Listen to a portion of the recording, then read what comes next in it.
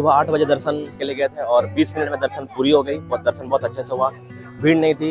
आपको गर्भगृह तक प्रवेश किया जाएगा और इस पर दर्शन भी कर सकते हैं, फ्री ऑफ कॉस्ट है। अगर अलग से पूजा करना चाहते हैं तो दर्शन करना चाहते हैं तो उसके लिए 1100 टोकन करता है।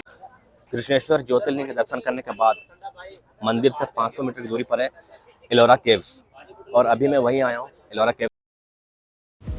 हेलो एवरीवन, मैं अविनाश एक बार फिर से स्वागत करता हूं हमारे इस चैनल पे। और आज हम यात्रा करेंगे श्री त्र्यंबकेश्वर ज्योतिर्लिंग की और साथ ही शिरडी साईं देवस्थानम की। पिछले वीडियो में मैंने औरंगाबाद में स्थित श्री कृष्णेश्वर ज्योतिर्लिंग की और एलोरा केव्स की पूरी जानकारी दी हुई है, तो अगर आपने वीडियो नहीं देखी है तो उसको जरूर देखें। वीडियो की लिंक मैंने डिस्क्रिप्शन बॉक्स में डाल रखी है। तो चलिए लेट नहीं करते हैं और शुरू करते हैं हमारी इस यात्रा को।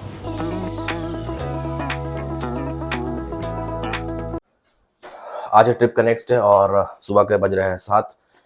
यार इतना मौसम मस्त था कि लिखने में लेट हो गया, पता ही नहीं चला कि कब 7 बज गए। हमारी प्लानिंग सुबह का 5 बजे निकलने की थी, लेकिन we are already 2 hours late. And आज का प्लान यही है कि आज हम त्र्यंबकेश्वर ज्योतिर्लिंग का दर्शन करने जाएंगे, बट जो पहले आती है शिरडी, वहाँ दर्शन करेंगे। शिरडी से दर्शन करने के बाद फिर हम त्र्यंबकेश्वर ज्योतिर्लिंग की तरफ आगे बढ़ेंगे। सो यही है डे का प्लान एंड अभी जल्द से जल्द निकलना पड़ेगा। जर्नी काफ़ी लंबी है और धूप भी आ चुकी है। सो यहाँ का जो कॉम्प्लीमेंट्री ब्रेकफास्ट है जो भी होटल में मिलता है वो करके निकलना बेटर रहेगा, और वही करना चलता है। जो भी कॉम्प्लीमेंट्री ब्रेकफास्ट है, देखते हैं क्या क्या ऑप्शन में है, मेनू में है।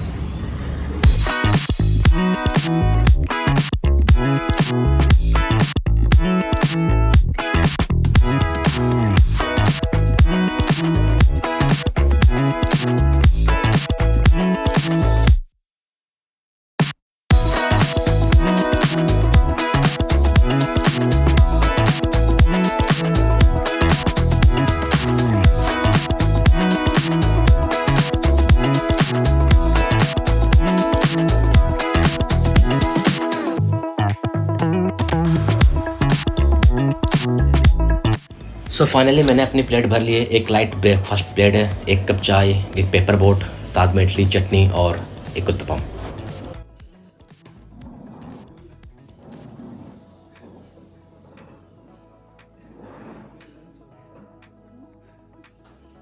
हाय, कितना दूर लगेगा भाई यहाँ से शिरडी? और 2 घंटा। आपका ड्राइविंग स्किल से आप सब लोग 1-1.5 घंटा पहुँच ही जाएंगे, 1-1.5 घंटे में। सो यहाँ से शिरडी अभी और 1.5-2 घंटे लगेंगे। जर्नी अभी शुरू हुई है, लेट्स सी कब तक पहुँचते हैं और वहाँ का क्या सीन है, लाइक कितनी भीड़ होती है। उसके बाद में त्र्यंबकेश्वर के लिए भी निकलना है। सो देखते हैं कितना टाइम लगता है।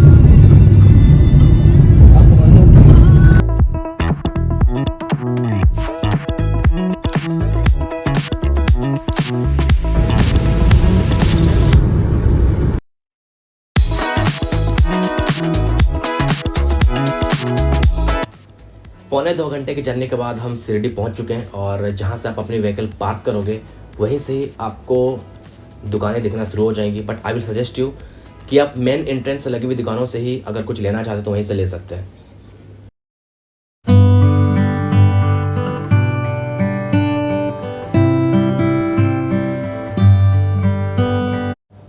जैसे ही आप शिरडी बाबा के दर्शन के लिए आगे जाते हो तो यहाँ का मैनेजमेंट वाकई में आपको आश्चर्यचकित करता है। चाहे वो शू स्टैंड की बात हो या फिर क्लॉक रूम की। फ़ोन्स वगैरह गर्भगृह में अलाउड है नहीं, तो आपको फ़ोन जमा करने होते हैं। लेकिन यहाँ पर कहीं भी आपको रस नहीं दिखने को मिलेगा, कहीं भी धक्का मुक्की देखने को नहीं मिलेगी। आप क्यू में लगिए, क्यू में सब कुछ अपना डिपॉजिट कीजिए और फिर बाबा के दर्शन के लिए आगे बढ़िए। एक और चीज़ ये है कि आप यहाँ पर VIP दर्शन भी कर सकते हैं, जो गेट नंबर 2 से होते हुए जाता है। 200 रुपीज़ पर पर्सन का टिकट लेता है अगर आप शीघ्र दर्शन करना चाहते हैं। अदरवाइज़ अगर आप फ्री दर्शन करना चाहते हैं तो उसकी भी सुविधा है, और मैं कहूँगा कि आप फ्री दर्शन कीजिए, क्योंकि बहुत ज़्यादा लेट नहीं लगता है, बहुत ज़्यादा धक्का मुक्की नहीं होती है, बहुत ज़्यादा टाइम नहीं लगता है। आप ईजिली आराम से वेट करते हुए दर्शन कर सकते हो।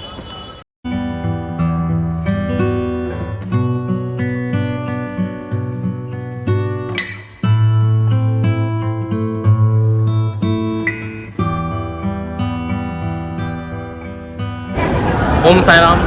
दर्शन हो गए और दर्शन करने में तकरीबन हमें 2 घंटे लगे। आप चाहे तो पेड दर्शन भी कर सकते हो, VIP का 200 रुपये प्रति व्यक्ति का टिकट लगता है। मोबाइल के लिए क्लॉक रूम है, 5 रुपये लगता है प्रति फ़ोन का, और शूज स्टैंड फ्री है।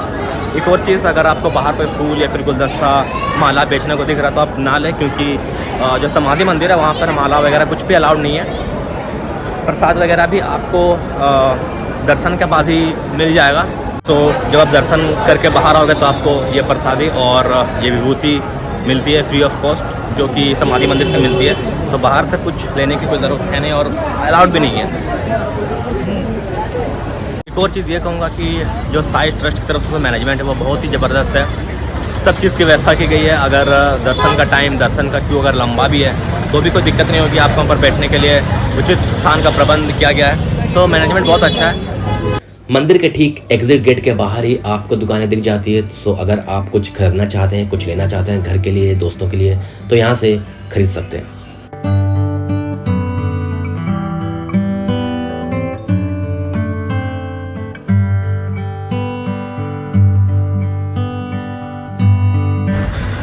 एक और चीज़ मैं आपको सलाह देना चाहूँगा कि जब भी आप शिरडी का प्लान करें तो शनि सिंगनापुर भी जाएं। हमारी तरफ से मिस हो गया बिकॉज हम ऑलरेडी 2 घंटे लेट हैं और अभी त्र्यंबकेश्वर के लिए भी निकलना है। तो जब भी आप शिरडी आएँ शनि सिंगनापुर को भी इंक्लूड कीजिए। जो गलती हमने करी वो मत करना, बिकॉज वहाँ पर बहुत ही फेमस शनि महाराज जी का मंदिर है और कहा जाता है कि वहाँ शनि महाराज स्वयं पाषाण के रूप में विराजमान है। तो वहाँ जरूर जाइए, जल्दी निकलिए। सुबह अगर आप 4:30-5 बजे निकलते हैं तो आप वहाँ भी जा सकते हैं, बट हमारी तरफ से हम ऑलरेडी 2 घंटे लेट चल रहे थे और हमें त्र्यंबकेश्वर के लिए भी जाना है, तो वो हम मिस कर रहे हैं। बट आप मिस मत करना। यहाँ से तकरीबन 70 किलोमीटर के आसपास पड़ती है और आप इजीली अगर सुबह का 5 बजे निकलोगे, 4:30 बजे निकलोगे तो शिरडी दर्शन करने के बाद आप शनि सिंगनापुर भी जा सकते हो और वहाँ से त्र्यंबकेश्वर के लिए भी निकल सकते हो।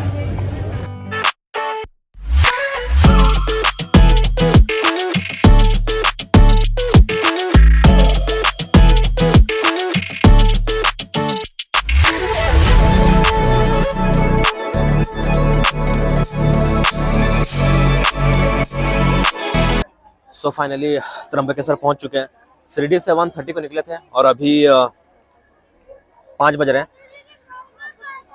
मंदिर जाने से पहले कुछ बातें कर लेते हैं। त्र्यंबकेश्वर से जो सबसे नज़दीक शहर है वो नासिक का तकरीबन 30 किलोमीटर के आसपास पड़ती है और ये शहर ब्रह्मगिरी पर्वत के तल पर बसा हुआ। ब्रह्मगिरी पर्वत जो समुद्र तल से 3000 फीट की ऊंचाई पर है।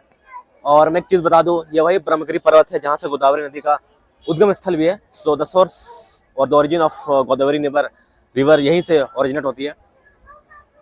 इस जगह के बारे में, इस ज्योतिर्लिंग के बारे में सबसे खास ये है कि त्र्यंबकेश्वर ज्योतिर्लिंग पूरे 12 ज्योतिर्लिंग में एक ऐसा ज्योतिर्लिंग है जहाँ पर त्रिदेव यानी कि ब्रह्मा विष्णु महेश तीनों विराजमान है, जो अपने आप में एक खास, अपने आप में एक यूनिक है। अभी अंदर जाएंगे, क्यू में लगेंगे, तो देखते हैं कि पेड दर्शन है या नहीं, या फिर फ्री दर्शन है तो कितना टाइम लगता है। तो चलते हैं।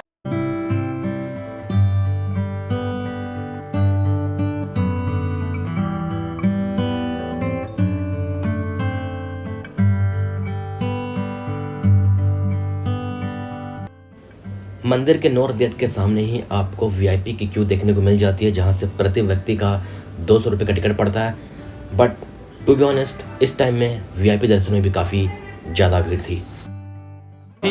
फ्री वाले क्यू पे लगे हुए हैं और मैंने आपको दिखाया भी था कि जो पेड वाले क्यू है वीआईपी दर्शन, जहाँ 200 रुपये प्रति व्यक्ति का टिकट लगता है, तो बहुत लंबी लाइन है। तो इसलिए मैं फ्री वाले क्यू में लग गया। और मैं तो यही कहूँगा कि वीआईपी वाले में कोई फ़ायदा ऐसे भी नहीं, क्योंकि वहाँ भी बहुत लंबी भीड़ है। तो बेहतर है कि आप फ्री वाले क्यू में लगिए।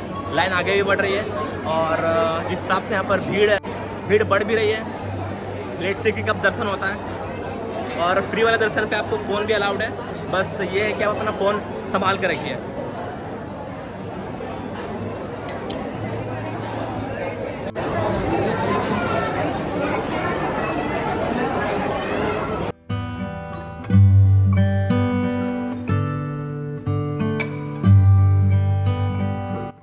क्यू में खड़े श्रद्धालुओं का जोश अपनी चरम सीमा पर था, जहां हर हर महादेव के नारे से पूरा मंदिर परिसर गूंज रहा था।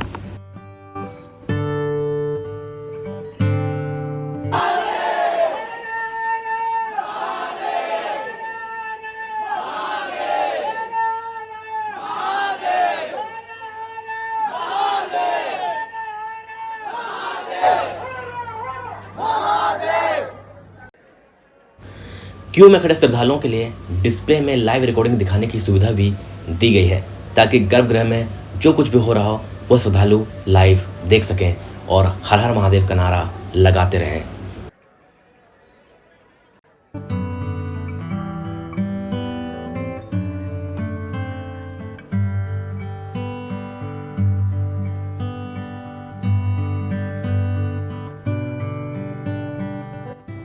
बढ़ती हुई भीड़ के कारण क्यू में लगे हुए गर्भगृह तक पहुंचने के लिए हमें लगभग 5 घंटे का समय लग चुका था।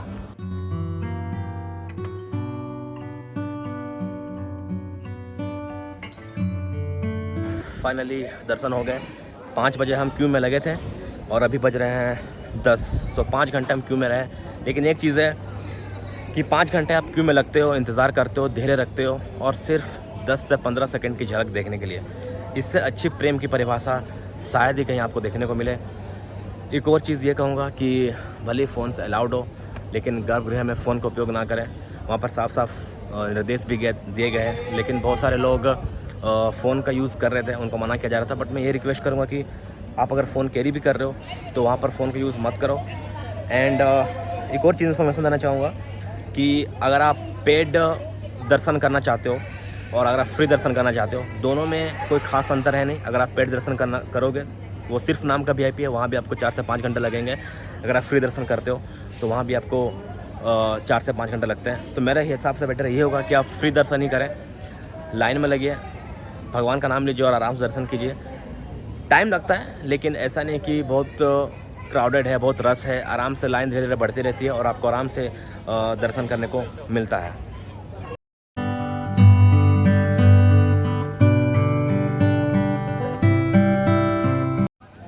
एक और बात का ध्यान रखिएगा कि मंदिर का जो गेट है, जो एंट्री है, वो 9 बजे बंद हो जाता है। सो रात के 9 बजे के पहले ही आपको एंट्री दिया जाएगा। उसके बाद गेट बंद हो जाता है और आपको एंट्रेंस मिलता नहीं है। तो इसका भी ध्यान रखिए। तो कोशिश कीजिए जल्दी आइए, भीड़ यहाँ पर हमेशा रहती है।